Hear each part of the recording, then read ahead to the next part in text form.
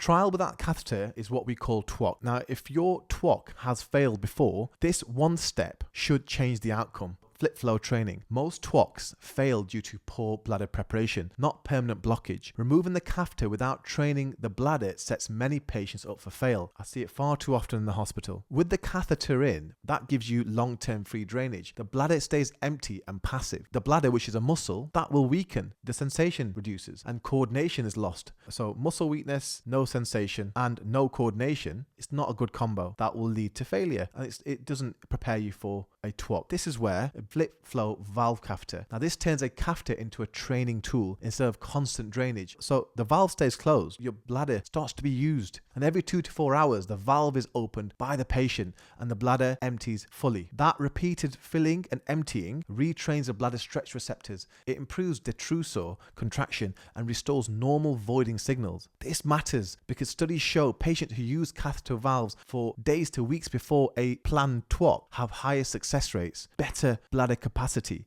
and lower reinsertion rates because the bladder has practice doing its job before the catheter is removed. Used correctly, this should be classed as bladder physiotherapy. Again, not everybody will be suitable for this. It does require good cognition, regular emptying, and monitoring to avoid over-distension of the bladder. But for the right patient, this flip flow valve transforms TWOC from a gamble into planned recovery. Preparation here is what makes a huge difference. Please speak to your GP or your urologist or your outpatient district nurses. They will be able to help you on this. Thank you for watching. Take care. Assalamu alaikum.